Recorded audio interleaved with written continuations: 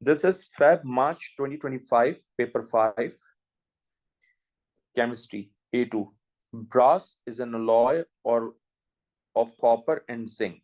By the way, if brass is an alloy of copper and zinc, then it means zinc is more reactive than copper.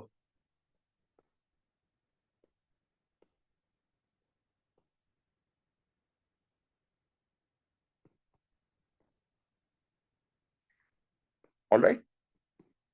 So that's the first clue which we have got from this statement. An experiment is completed to find the percentage by mass of copper in the sample of brass. In order to find the percentage by mass of copper, we need to apply the formula mass of copper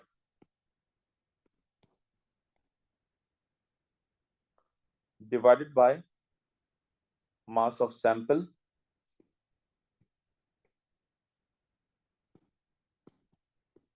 into 100.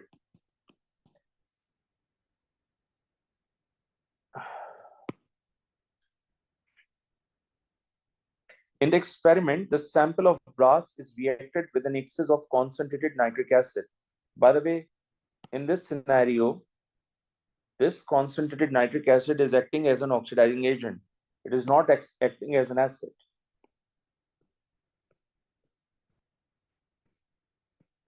We know that copper is less reactive than hydrogen, which means copper cannot react with any acid. So if copper is reacting with concentrated nitric acid, which means in this scenario, concentrated nitric acid is going to be the oxidizing agent, not as an acid. All right.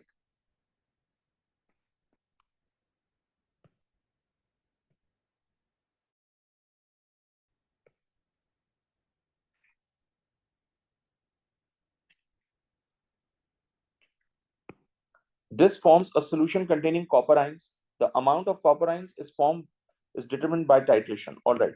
Now, first of all, we should know what sort of chemical equation or chemical reaction takes place. So when copper is treated with concentrated nitric acid, obviously you will get copper nitrate solution, जिसको examiner aqueous copper ion से represent कर रहा है. Then nitrogen dioxide has a dark brown gas and water. And also NO2 is a toxic gas, is a poisonous gas. And so to perform this test, we need fume cupboard.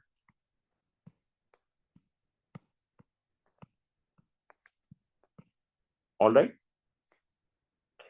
By the way, this copper nitrate has a blue solution or pale blue solution. You can say that because copper ions का color ही pale blue solution होता है या blue solution होता है. Now, in order to find the percentage by mass of copper, we need mass of sample. So mass of sample is given. This is 1 gram of powdered brass. That's the mass of sample. But before that, we need to start from step 1. Weigh a glass beaker and record the mass. Add approximately 1 gram of powdered brass to the beaker and record the mass of the beaker and the brass. All right. That's very straightforward information. Transfer the brass into the conical flask A, which contain excess concentrated nitric acid. All right. Reweigh the glass beaker and record the mass. Why are we reweighing the glass beaker? Just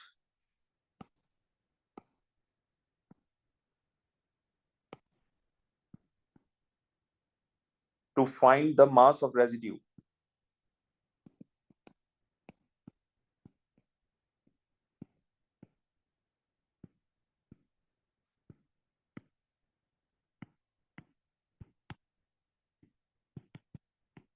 Okay.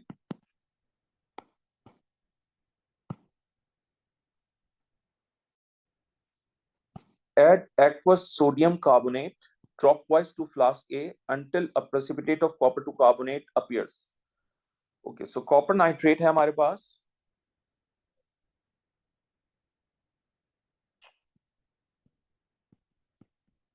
और हम यहाँ पर copper sodium carbonate add कर रहे हैं.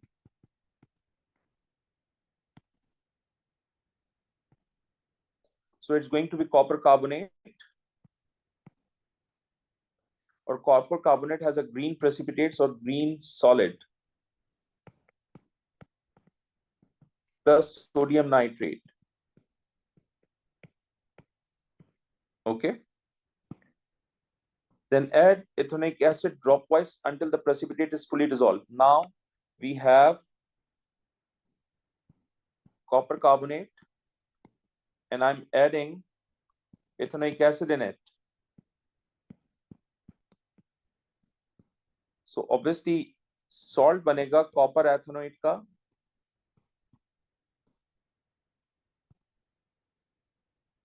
water banega, and effervescence of carbon dioxide gas is given off. So ये आपके पास जो कॉपर एथोनेट है इसका वापस ब्लू सॉल्यूशन आपको मिल जाएगा, ऑलराइट। और ये जो कॉपर कार्बोनेट है ये डिसॉल्व हो जाएंगे, इनके प्रेसिपिटेट्स डिसॉल्व हो जाएंगे।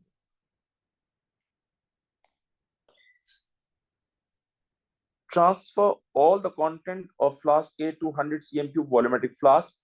So ये आप solution को makeup करोगे by using the distilled water. This is solution B. Okay.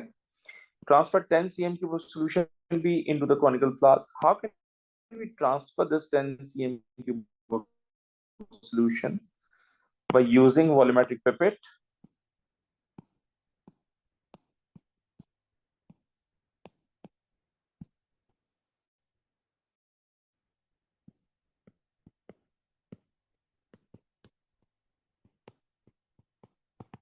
All right.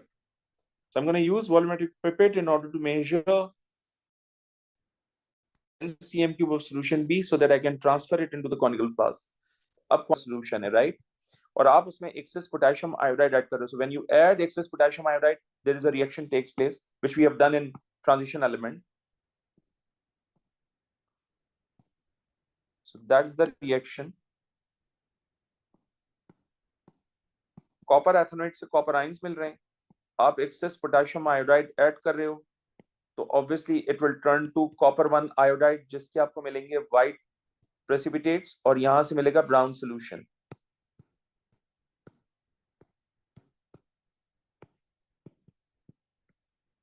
और जो कॉपर आयोडाइड है उसके व्हाइट प्रेसिपिटेट्स होते हैं.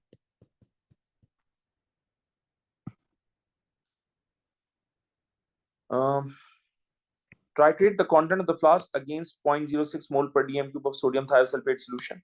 So we know the concentration of sodium thiosulfate, and by the way, sodium thiosulfate is a reducing agent.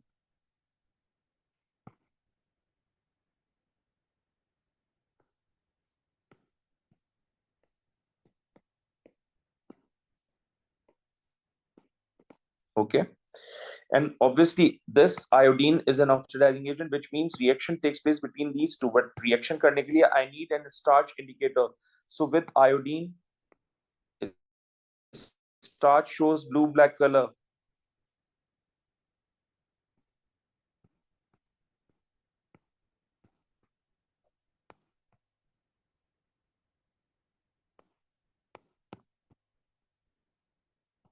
With iodine.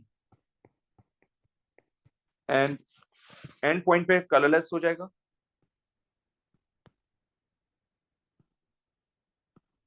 So it turns colorless at end point.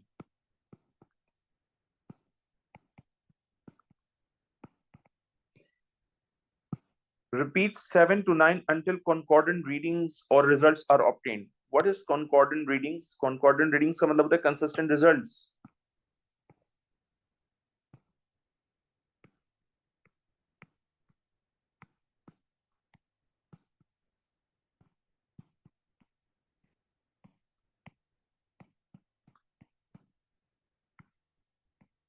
All right.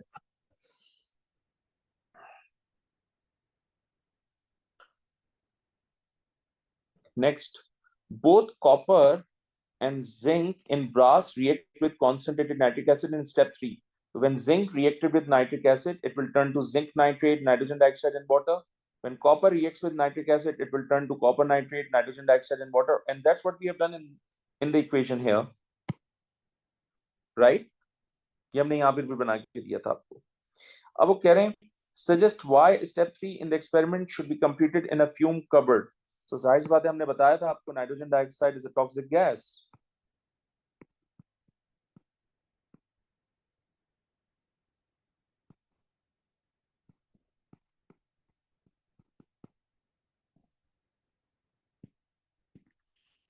or poisonous gas. Next, explain why the glass beaker is reweighed in step 4 to measure the mass of residue.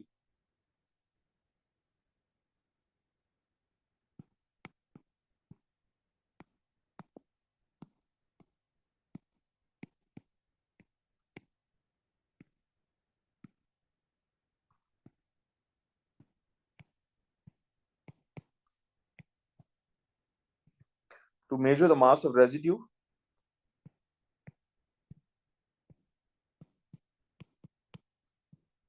remaining in the beaker.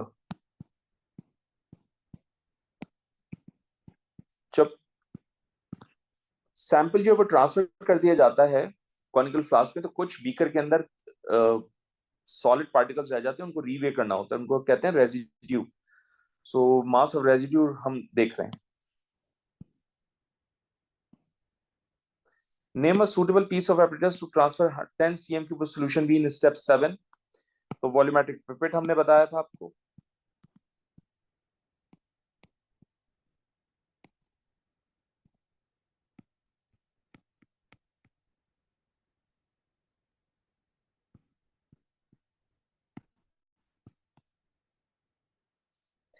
Identify the substance used to rinse the burette before step 9 is done for the first time.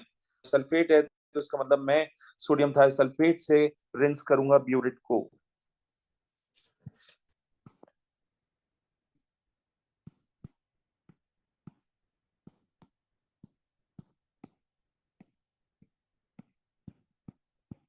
So rinse the burette with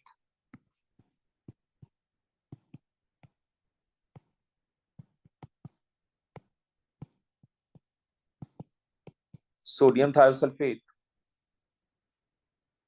In step 9, 0.06 mole per dm cube sodium thiosulfate is used. The solution is prepared from 0.2 mole per dm cube sodium thiosulfate before the experiment. Describe how to make 100 cm cube standard solution of 0.06 mole per dm cube sodium thiosulfate from 0.2 mole per dm cube solution. Give the name and capacity of any apparatus you would use. Write your answer in a series of numbered steps. Okay, first of all, let me apply C1V1 equals to C2V2. जो C1 है मेरे पास वो 0.2 है, and I need to find out the volume कि मुझे ये standard solution 100 cm का बनाने के लिए कितना वॉल्यूम चाहिए. C2 हमारे पास 0.06 है और V2 100 cm कह रहे हैं, तो यहां से वॉल्यूम हमारे पास आ जाएगा 30 cm. यानी मैं 0.2 मोल पर डीएम क्यूब का 30 cm सॉल्यूशन मेजर करूंगा मेजरिंग सिलेंडर से.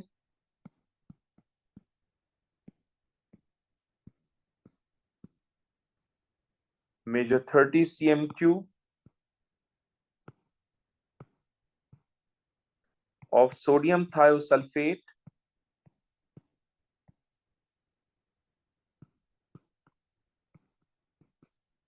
solution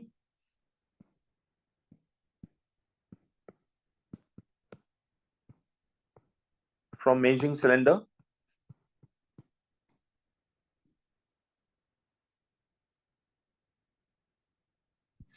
अच्छा हम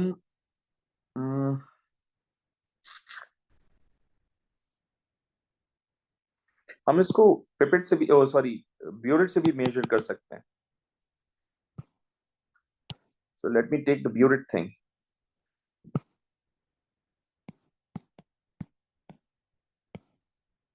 एक्यूरेसी के लिए ब्यूरेट ले लेते हैं.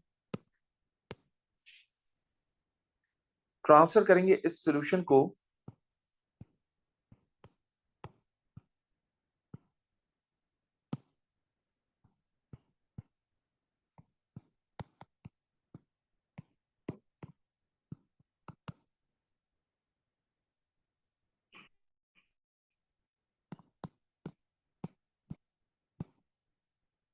into 100 cm³ of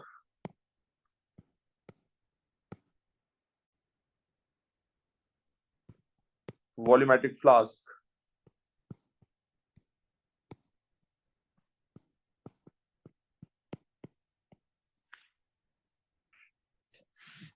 Next point is add distilled water dropwise.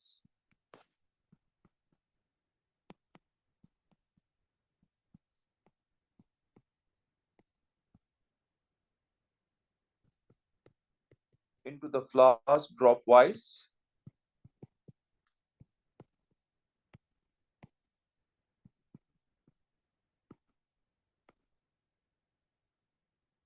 Until 100 cm cube mark.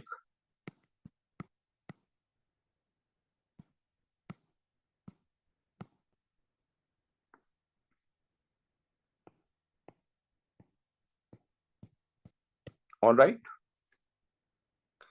Flask को स्टॉपर लगाएंगे.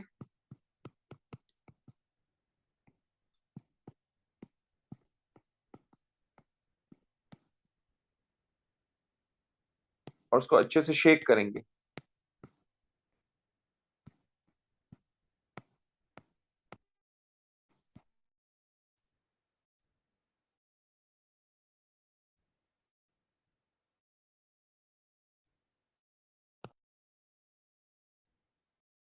ताकि कंटेंट मिक्स हो जाए.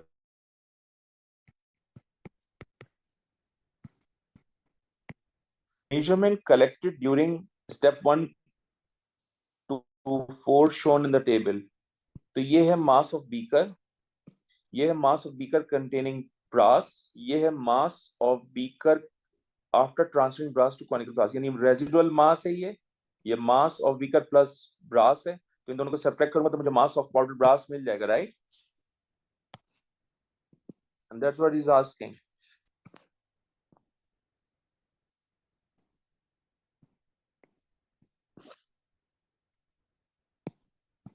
Mass of brass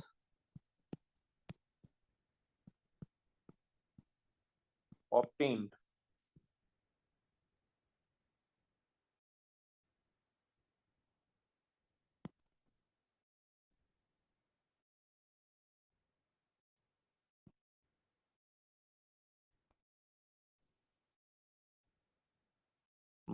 mass of beaker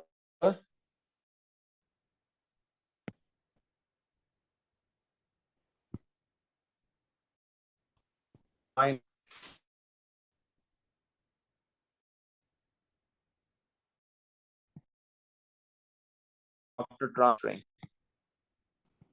0.65 और ये हो जाएगा 25.65. so that's going to be 1.00 gram. So let me write here. Okay,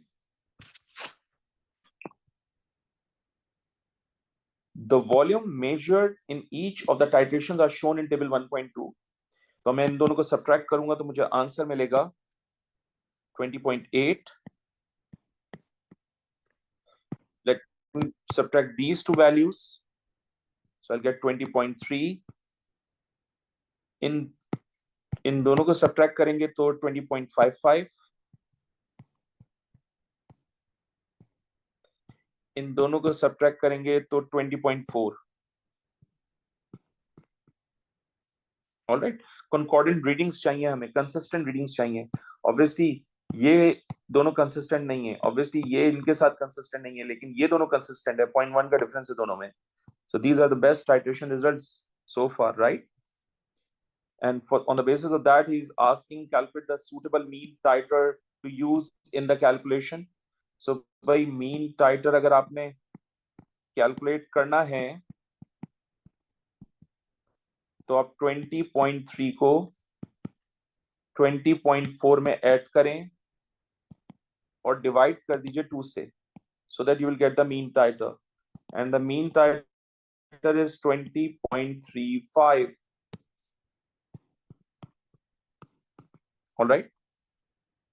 Now calculate the percentage error in the titration 3. तो this is your titration 3 और इस titration 3 के volume में मैंने percentage error फाइंड आउट करना है. So percentage error निकालने का फॉर्मूला आपको मैं बहुत दफा बता चुका हूं.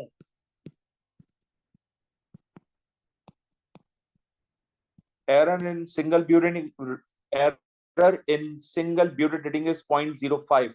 और क्योंकि हम 2 मरतबा रीडिंग लेते हैं, एक इनिशियल और एक final, as you can see in the chart also, इसलिए मैं इस सिंगल एरर रीडिंग को मल्टीप्लाई बाय 2 करूंगा, डिवाइड करूंगा volume of third titration which is 20.4 into 100 करूंगा, तो मेरे पास परसेंटेज एरर आ जाएगा which is 0.49%.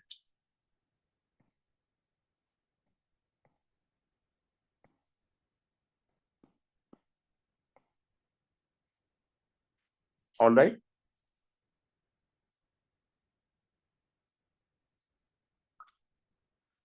Let's move on to the next page.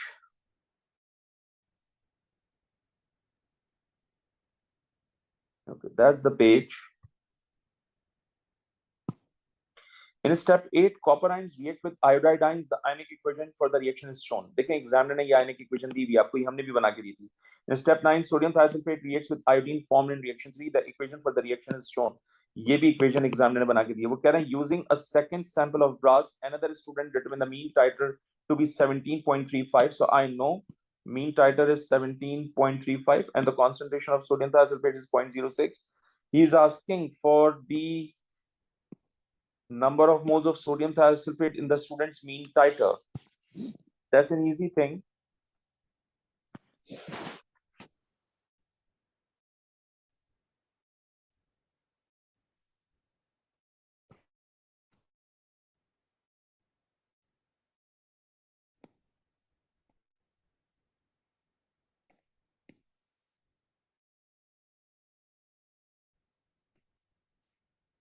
Cube of n s to 7.35 cm cube.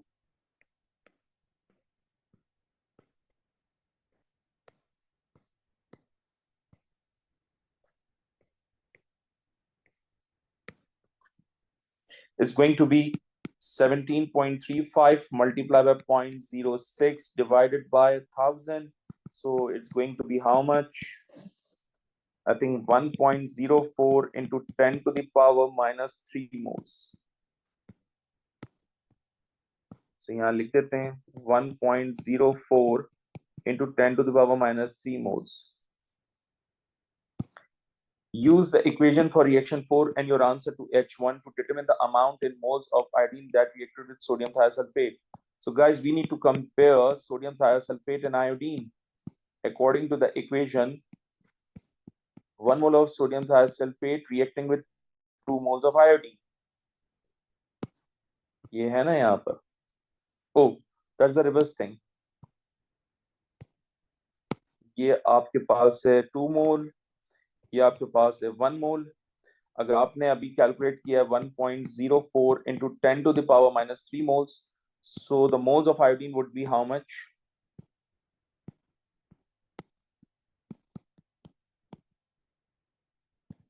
One 1.04 into 10 to the power minus 3 divided by 2. So you will get what? 5.2 into 10 to the power minus 4 moles.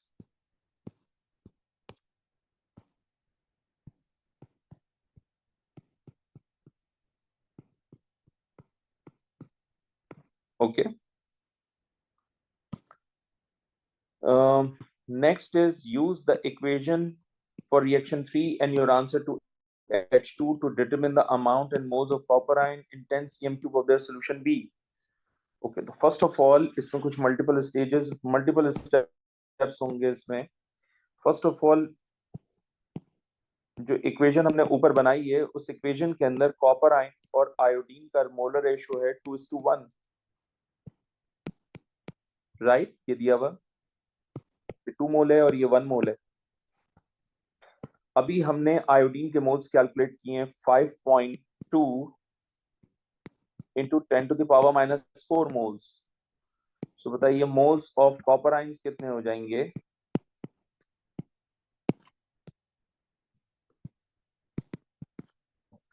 ये moles of copper ions आपके पास वापस हो जाएंगे 1.04 into 10 to the power minus 3 moles. In the next step, ये जो moles आपने निकाले copper ions के, ये 10 cm क्यूब में हैं.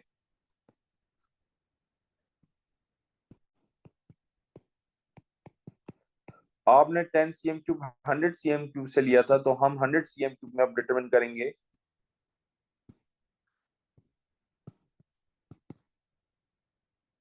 सो डिटरमिन करने के लिए हम लेंगे 1.04 इंटू 10⁻⁻2 मोल्स,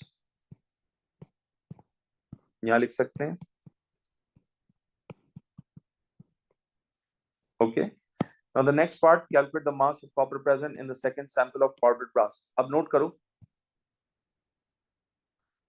हमने स्टार्ट में ये डिसाइड किया था कि अगर मुझे percentage by mass of copper निकालना है तो मास ऑफ कॉपर चाहिए और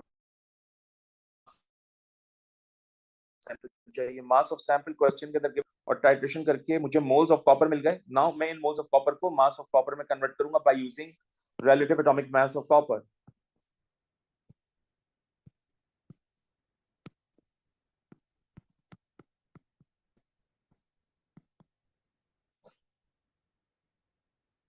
तो ये हो जाएगा 1.04 into 10⁻⁻2 multiply 63.5. So I'm gonna get 0.6604 gram.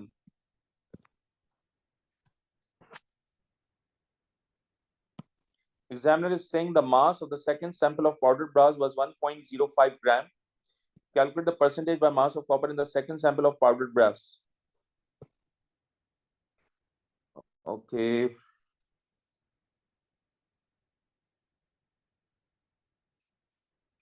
So percentage by mass of copper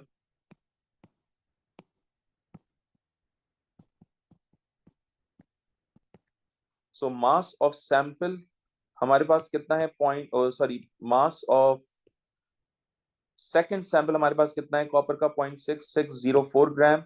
उसको हम डिवाइड करेंगे 1.05 ग्राम से, इंटू 100 करेंगे तो हमारे पास आंसर आएगा 62.9%। 62.9% यहाँ लिख सकते हैं और यहाँ लिख दीजिए 0.6604। Alright, that's the end of question number 1. Let's start with the question number 2 of Feb March 2025, paper 5 of A2. Question 2 seems like to be based on the basis of ester organic chemistry. Ester X has the formula CH3COR. अच्छा, पहली तो बात ये कि जब आप ester का formula लिखते हैं CH3COR तो आप जानते हैं कि ये जो R ग्रुप है ये अल्कोहल का पार्ट होगा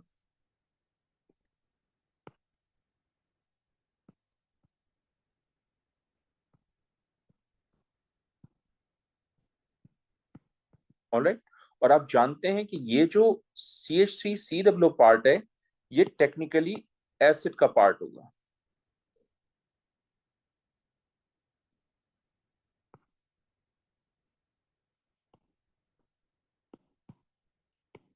और जो चीज मैं देख पा रहा हूं वो ये है कि भाई मुझे एसिड तो पता है, 2 कार्बन एटम का एसिड है, इसका मतलब ethanoic acid is gonna be used in order to make this ester, लेकिन मुझे अल्कोहल का नहीं पता है, which means I need to find out the alcohol. ये मेरी असेसमेंट है इस एक लाइन को पढ़ने के बाद। आगे चलते हैं। R is an alkyl group with the general formula CnH2n+1. That's fine. Ester X undergoes alkaline hydrolysis with aqueous potassium hydroxide. तो अगर ये मेरे पास एस्टर X है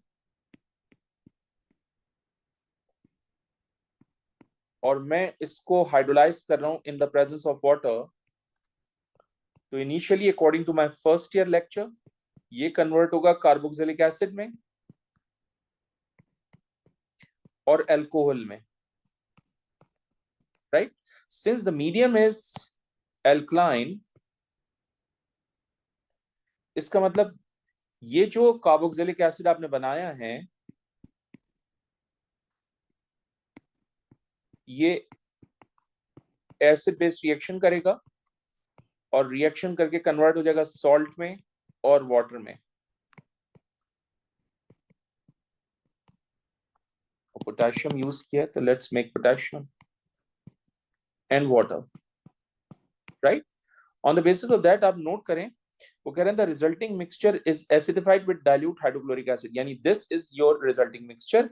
एग्जामिनर इस रिजल्टिंग मिक्सचर को अब हाइड्रो एसिडिफाई कर रहा है। सो टेक्निकली एग्जामिनर जब HCl से ट्रीट करवाएगा तो ये फाइनली वापस कन्वर्ट हो जाएगा कार्बोक्सिलिक एसिड में, राइट, और ये बनेगा potassium chloride. I hope it makes sense to you कि यहां तक क्या हुआ है, ठीक है। The organic product of the hydrolysis after acidification, ये रहा एसिडिफिकेशन, और ethanoic acid and an alcohol ROH, ठीक है। ये इथेनोइक एसिड आ गया मेरे पास और ये ROH आ गया मेरे पास, ठीक। Once the identity of ROH is found, the structure of ester X can then be determined. So we need to find out the structure of ester X, and also we need to find out the alcohol. By the way, a student uses the following steps. Equal molar quantities of ester X and KOH are placed in a round bottom flask. Fine. A few drops. Ester की बात कर रहे हैं, एक छोटी सी बात आपके साथ और शेयर कर दूं कि एस्टर जो है वो वोलेटाइल सब्सटेंस होता है,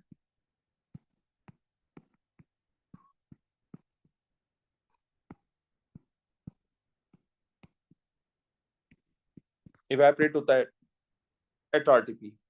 उसके बाद वो कह रहे हैं few drops of suitable indicator are added to show whether a reaction has occurred। अब जाहिर सी बात है, आप नोट करें, आपके पास स्ट्रॉन्ग एल्कली और वीक एसिड है, तो इसका मतलब pH of and point should be greater than 7, which means हमें एक ऐसा इंडिकेटर यूज करना है जिसकी pH रेंज जो है वो एल्कलाइन रीजन के अंदर हो।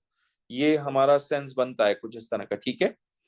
A substance is added to promote smooth boiling। जो सब्सटेंस हम प्रोमोट करते हैं स्मूथ बॉइलिंग के लिए, उस सब्सटेंस को हम नाम दे देते हैं बॉइलिंग चिप्स का।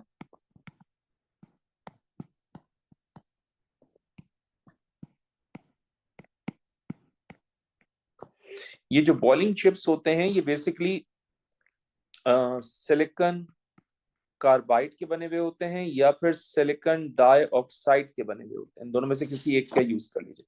नॉर्मली हम सिलिकॉन कार्बाइड यूज करते हैं, ठीक है। The reaction mixture is set up for reflux and heated for 30 minutes. Reflux का मतलब क्या होता है? Heating on water bath.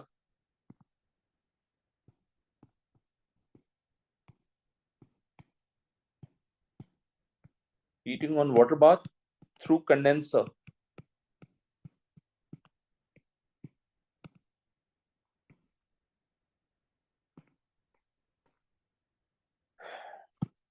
After 30 minutes, the reaction mixture in the round bottom flask is acidified by adding HCl dropwise। यानी वो ये वाला काम कर रहे हैं, ठीक है ना। Thin layer chromatography is carried out on the reaction mixture। thin layer chromatography carried out की जा रही है, and that's a very big thing कि आप thin layer chromatography करें। याद रखिएगा कि thin layer chromatography में दो different phases होते हैं। एक होता है मोबाइल फेज जो कि लिक्विड होता है, और उस लिक्विड के लिए या तो मैं वाटर लूंगा या इथेनॉल या कुछ और, जो भी एग्जामिनर हमें सजेस्ट करेंगे। इथेनॉल वाटर तो हम खुद से ले रहे होते हैं। इसमें स्टेशनरी फेज होता है, और स्टेशनरी फेज जो है वो सिलिका जेल होती है, ठीक है। Complete the diagram in figure 2.1 to show the apparatus used for reflux. Reflux का जो एपरेटस है वो मैंने आपको बताया कौन सा होता है। ये देखें, ये ओ लेवल केमिस्ट्री में आपने रिफ्लक्स पढ़ा था। तो एग्जामिनर ने मुझे ये डायग्राम दी हुई है, राइट। इस डायग्राम को मैंने कंप्लीट करना है, तो मैं इसका मतलब ये हो गया मैंने इस डायग्राम के साथ ये कंडेंसर अटैच करना है बस, ठीक है। But you have done this in O level organic chemistry, तो एग्जामिनर ये ओ लेवल की इंफॉर्मेशन आपसे पूछ रहे हैं। वैसे आपने A1 में भी पढ़ा है, ठीक है, रिफ्लक्स कंडीशन। सो हम इसको बना देते हैं, कोई इशू नहीं है।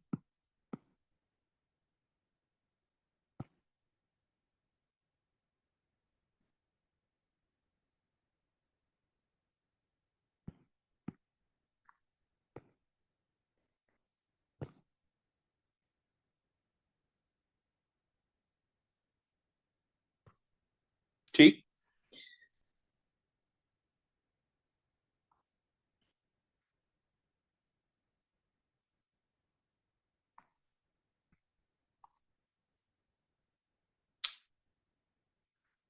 इसके बाद हम अटैच करेंगे इसमें कॉर्क, रबर बंग भी कहते हैं आप इसको।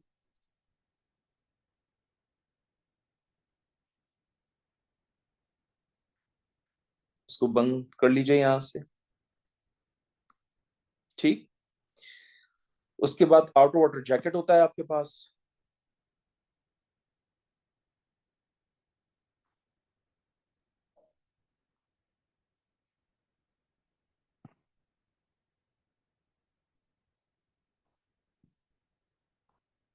ये आपका वाटर आउटलेट हो गया।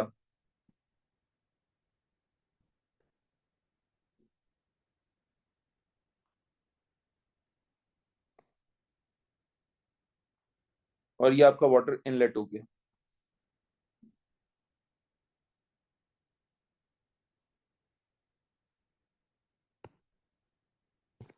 ठीक है। और ये आपका वाटर फिल कर देते हैं इसके अंदर।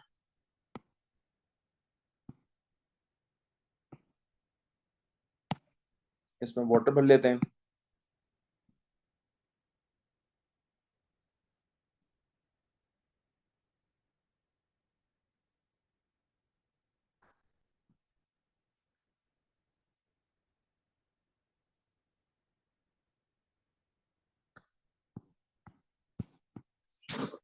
ठीक है। तो ये आपका कंडेंसर हो गया है, जिसको हम लिविक कंडेंसर कहते हैं।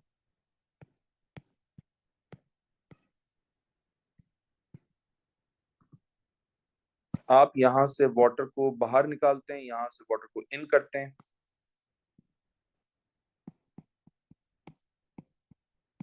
तो ये वाटर आउटलेट है, यहां से पानी बाहर आएगा। ये वाटर इनलेट है, यहां से पानी इंट्रोड्यूस होगा। ठीक है। ये आपकी राउंड बॉटम फ्लास्क है।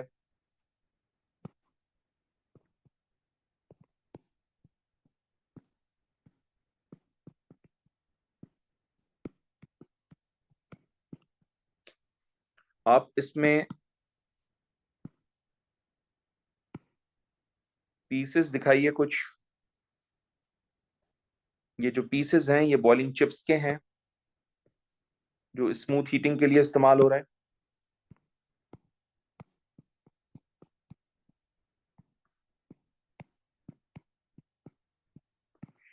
और ये जो मिक्सचर है ये टेक्निकली एस्टर का है।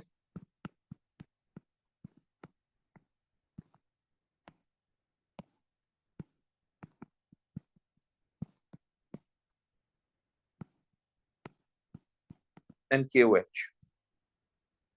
ठीक है। तो हमने एस्टर एक्स और KOH को प्लेस किया था ना राउंड बॉटम फ्लास्क। ठीक। सो मैंने ये पूरा का पूरा लेबल कर दिया है। वो कह रहे हैं क्वेश्चन में state the type of substance added to promote smooth boiling. तो आप बोलेंगे सिलिकॉन कार्बाइड, या जिसको आप बॉइलिंग चिप्स भी कहते हैं।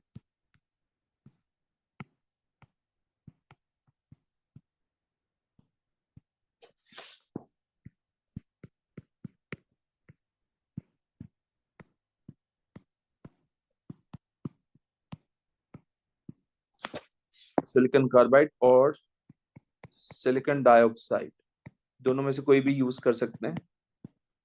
दोनों को बॉइलिंग चिप्स कहते हैं। ठीक है। Next, as the reaction proceed in step 4 the indicator changes color। चलें स्टेप 4 पे चलते हैं। The reaction mixture is set up for reflux and heated for 30 minutes। इस जगह के ऊपर जो है वो रिएक्शन होगा। जब रिएक्शन होगा तो आपके पास KOH भी होगा कुछ ना कुछ, और आपके पास एसिड भी बना हुआ होगा कुछ ना कुछ। तो इस पॉइंट के ऊपर आप का इंडिकेटर जो है वो कलर शो करेगा, और कलर शो करेगा तो जाहिर सी बात है वो कह रहे हैं the table shows the colour of 3 different indicators at pH 1 and pH 14 and the pH range over which the indicator change colour. Thymolphthalein है, मिथाइल ऑरेंज है, ब्रोमोक्रिसोल ग्रीन है। तो वो कह रहे हैं कि बताइए क्या होगा कलर। तो जाहिर सी बात है पीएच ऑफ एंड पॉइंट जो है वो आपका एल्कलाइन होगा। तो एल्कलाइन रेंज में थाइमोल थैलीन है, सो हम थाइमोल थैलीन लेंगे।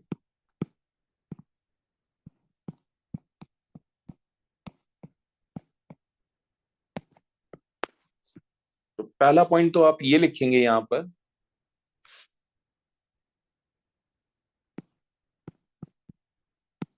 reaction occur between ethanoic acid and KOH, hence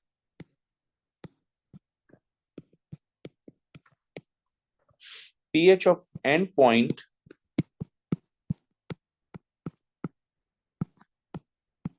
is acidic. Oh, sorry. pH of end point is alkaline.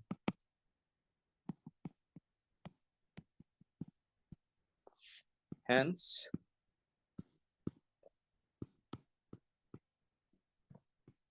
I'm going to use thiamolthaline as an indicator.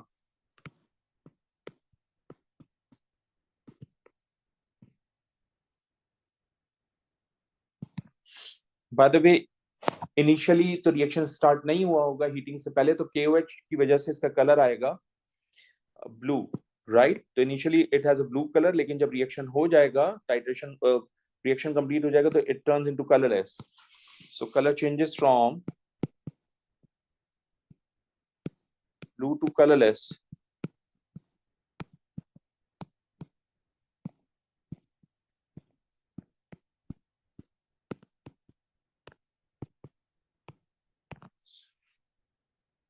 Next is, in step 6, a small sample of the reaction mixture is analyzed along with sample of ester X and ethanoic acid. Figure 2.2 shows the chromatogram produced. आप याद रखिएगा कि ये जो line होती है इसको solvent front line कहा जाता है. रिटेंशन फैक्टर डिटरमिन करने के लिए बहुत ही की रोल प्ले करती है ये सॉल्वेंट फ्रंट लाइन. ये आपकी बेस लाइन होती है. ये बेस लाइन वो है जहां पर जिसके नीचे सॉल्वेंट अवेलेबल होता है या जिस पर आप स्पॉट्स प्लेस करते हैं. इसको आप रेफरेंस लाइन भी कहते हैं.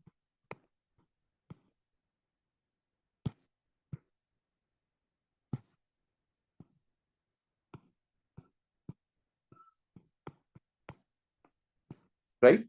वो कह रहे हैं state what feature of the chromatogram shows that the hydrolysis is incomplete. So hydrolysis incomplete क्यों हो रही है?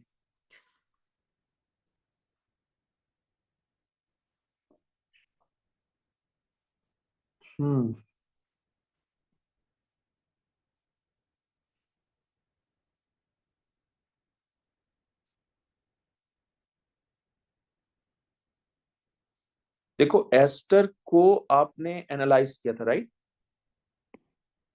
तो जब एस्टर को एनालाइज करेंगे तो एस्टर का जो स्पॉट है वो एलिमिनेट हो जाना चाहिए. लेकिन अगर उसका स्पॉट अभी भी अवेलेबल है तो इसका मतलब ये हुआ कि जो हाइड्रोलिसिस है वो इनकम्प्लीट हुई है एस्टर की, क्योंकि स्टिल एस्टर अवेलेबल है हमारे पास. तो यहां लिखिए और बताइए कि रिएक्शन मिक्सचर के अंदर एस्टर अभी भी अवेलेबल है, इसका मतलब hydrolysis is incomplete.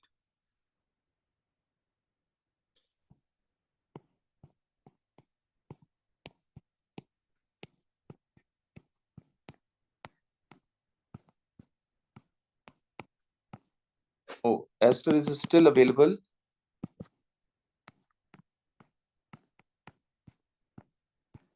in reaction mixture.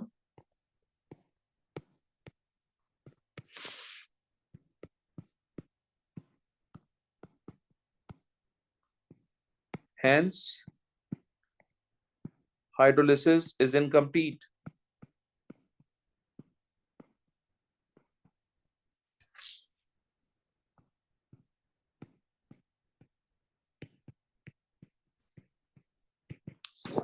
Okay.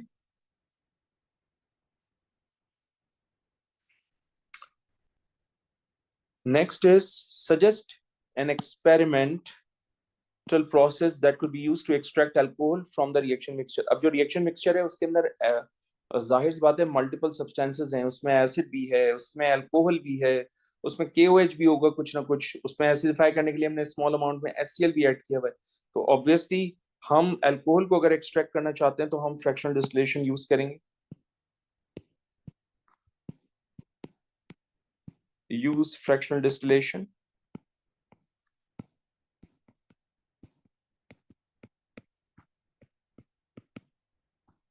As reaction mixture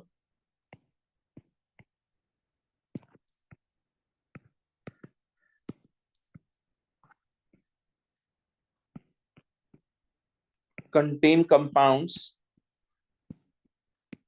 having different boiling point.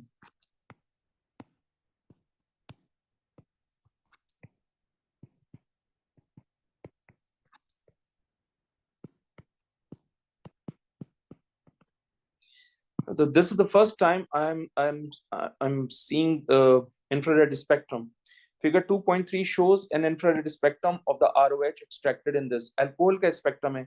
आप 500 से 1500 जानते हैं फिंगरप्रिंट रीजन होता है, उसमें कोई पीक नहीं है ऑब्जर्व हुई हुई. यहाँ पर भी कोई पीक ऑब्जर्व नहीं हुई. एक 3000 सेंटीमीटर पीक, इस पर एक पीक ऑब्जर्व हुई है. इसका मतलब it represent CH, that means hydrocarbon. आप नोट करें ये 31, ये 32, ये 33, ये 33, 50 पे एक पीक अपीयर हुई है. So this peak appears at 3350 centimeter inverse roughly. That means it is an OH group. All right.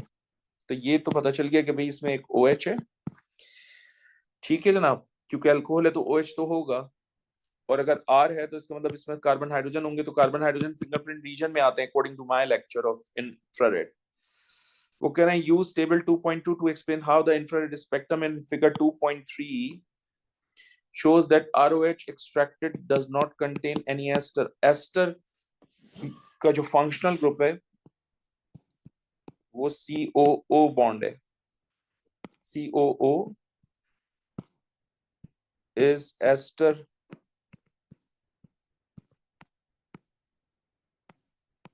functional group.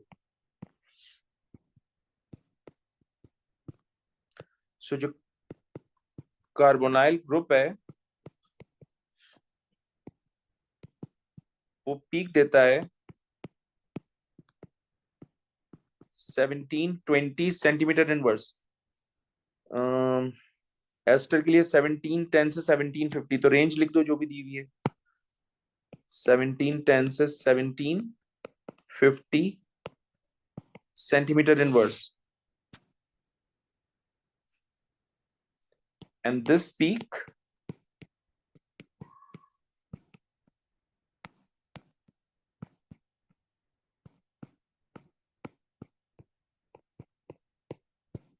is not given in the spectrum. तो आप नोट करें इस रेंज के अंदर इस कार्बोनाइल ग्रुप की कोई पीक ही नहीं है ना, कोई पीक नहीं है यहाँ. इसका मतलब जो हमने एक्सट्रैक्ट किया है अल्कोहल उसमें कोई भी एस्टर अवेलेबल नहीं है.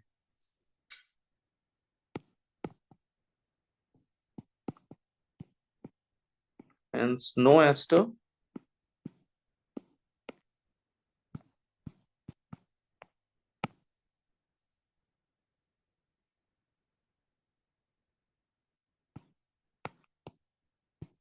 is available. ठीक है. This is the first time मैंने ये इंफ्रारेड स्पेक्ट्रम देखा है पेपर 5 में, वरना पहले कभी नहीं आता था. Oh my goodness. This is the first time I'm watching NMR spectrum in paper 5. That's surprising for me, by the way. But that's a good surprise because NMR is my favorite part. Figure 2.4 shows the proton NMR spectrum of compound ROH. ठीक है, यहाँ 6 है या 1 है या 1 है. तो पहली बात इनसे पता चल गया कि total hydrogen atoms we have 8. तो पहला point is total 8 hydrogen atom है अल्कोहल में.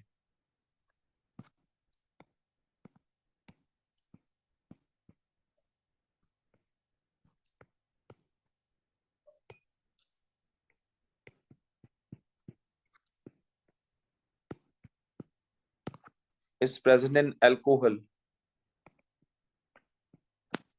Okay, first of all ये 1H है, जरा चेक करते हैं ये 1H में क्या है. ये फर्स्ट पीक, ये सेकंड, ये थर्ड, ये फोर्थ, ये फिफ्थ, ये सिक्स्थ और ये 7. ये 7 पीक्स हैं.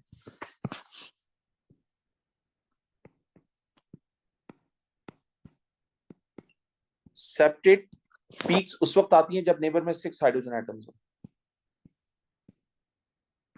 Septate means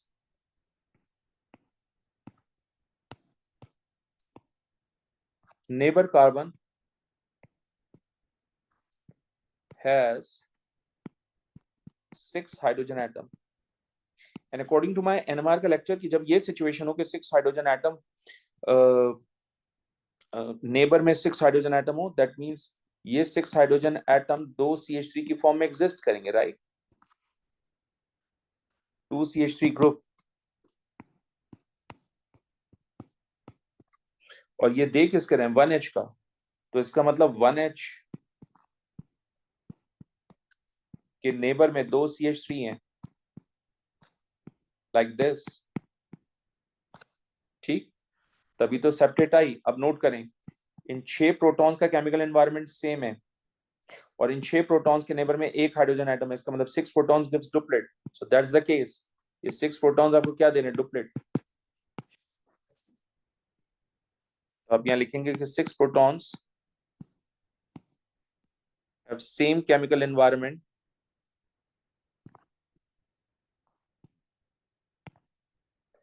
also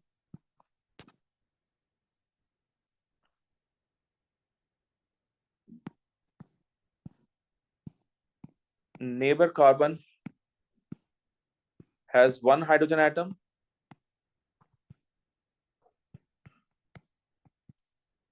hence gives duplet.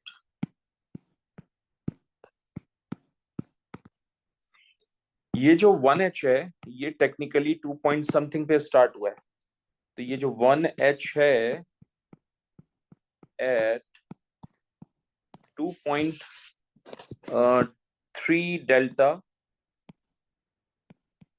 indicates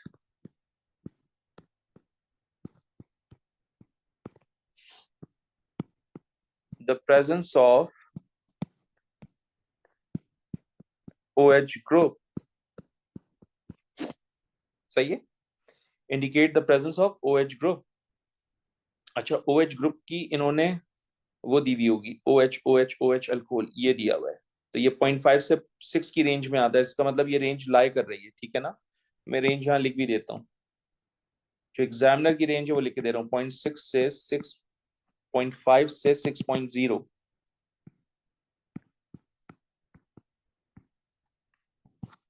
ये रेंज अल्कोहल की होती है, और ये जो हमारे पास वैल्यू आ रही है ये इस रेंज का हिस्सा है, ठीक है?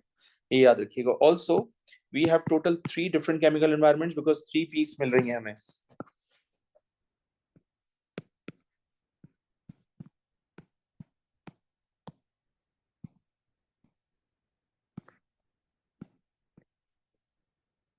Three chemical environments because 3 peaks.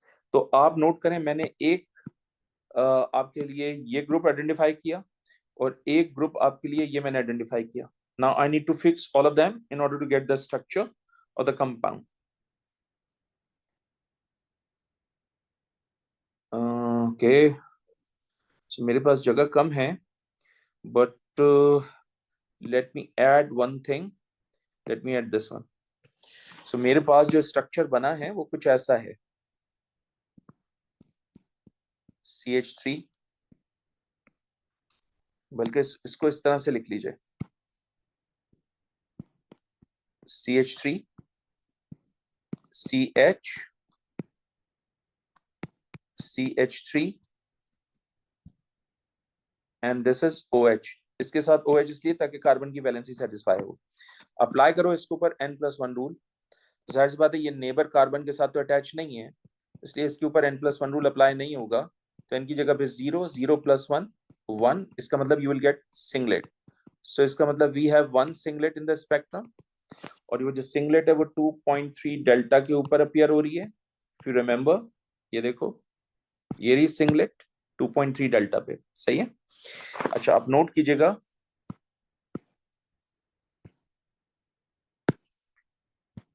इस CH से रिलेटेड बात कर लेते हैं। इसके नेबर में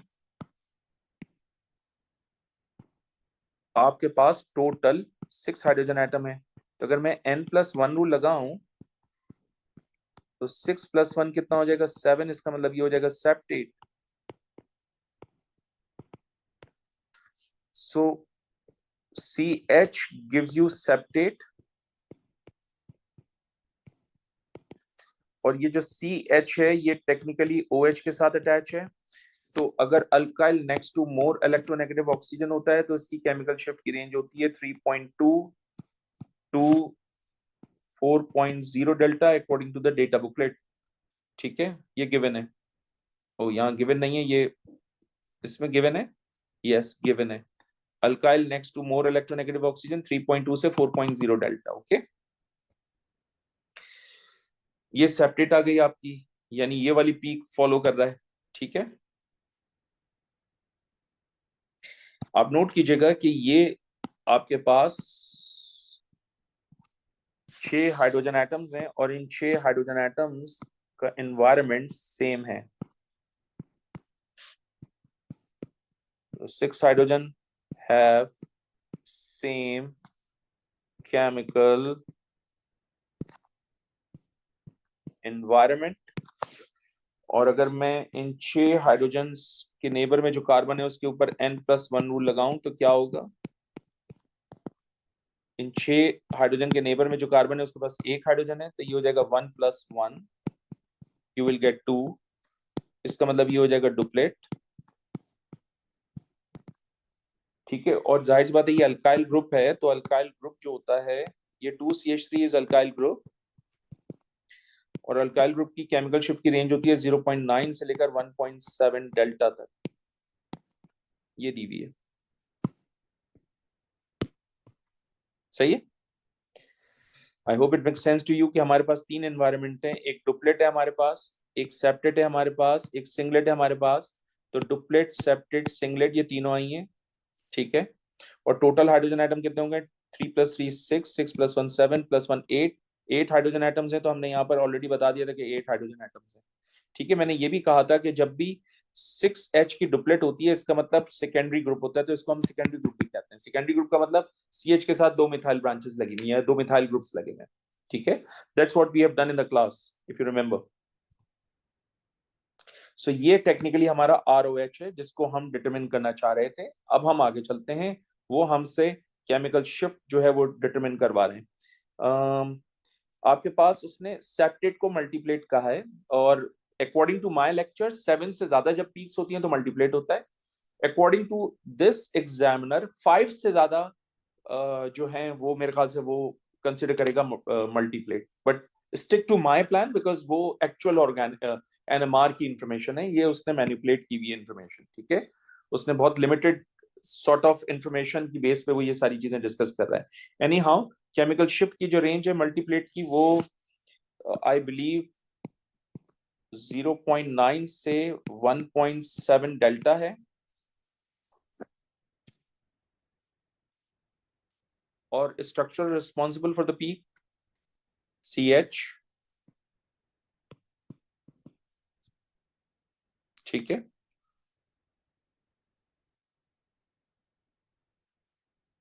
उसके बाद यहां सिंगलेट है आपके पास, स्ट्रक्चरल रिस्पॉन्सिबल फॉर OH, और इसकी जो केमिकल शिफ्ट की रेंज है वो है 0.5 टू 6.0। वैसे उसकी स्पेसिफिक भी आ रही है, और स्पेसिफिक आई बिलीव 2.3 पे आ रही है, तो मैं 2.3 भी लिख सकता हूँ यहाँ पर। ठीक है, तो जैसे उसने स्पेसिफिक लिखा है ना, मुझे स्पेसिफिक लिखनी पड़ेगी, मुझे रेंज नहीं लिखनी, तो मैं यहाँ 2.3 लिखता हूँ अप्रोक्सीमेटली। और यहाँ पर जो मल्टीप्लेट की पीक है, लेट मी चेक, 3.9 समथिंग पे आ रही है यहाँ पर। ठीक है ना, सो 3.9 पे कर देते हैं।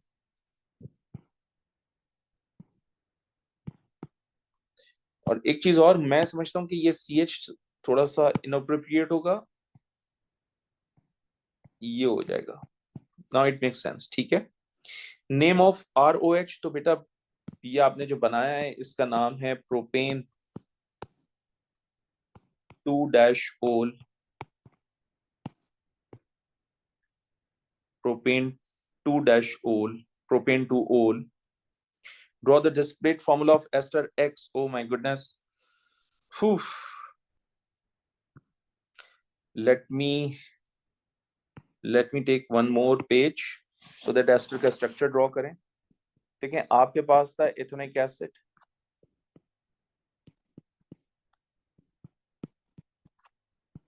आपके पास है प्रोपेन 2-ओल,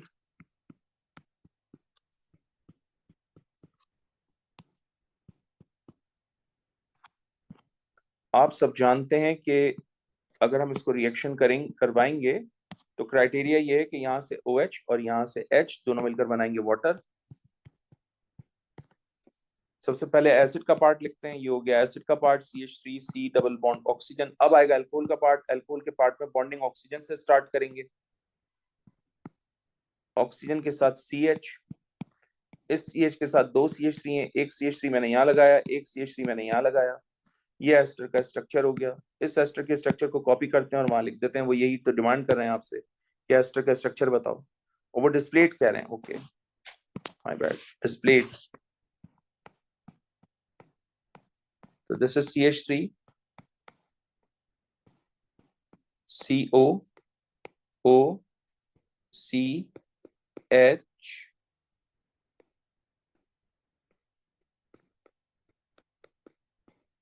CH3, अच्छा यहाँ H कर देते हैं और यहाँ CH3 कर देते हैं, ये आपका CH3 सही है। Ester will undergoes hydrolysis with water in the presence of H2SO4 under reflux using a similar procedure. Suggest why none of the indicator in table 2.1 would change color in this experiment. Because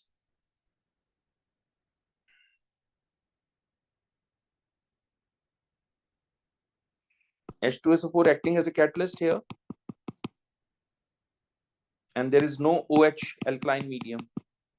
यहाँ acid alkali reaction ही नहीं हो रहा, तो जिसकी वजह से and point की pH में भी कोई चेंज नहीं आएगा। ठीक है, there is no titration actually exist in this scenario because कोई एल्कली हम यूज नहीं कर रहे हैं, हम सिर्फ एसिड यूज कर रहे हैं, तो एल्कली तो है ही नहीं, तो रिएक्शन भी नहीं होगा। जब रिएक्शन नहीं होगा तो कलर इंडिकेटर भी चेंज नहीं होगा। सो आप यहाँ पर सिंपल लिख सकते हैं because no reaction occurs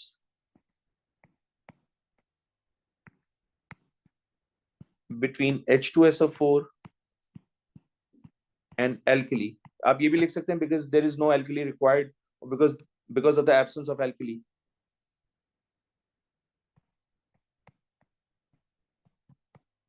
All right,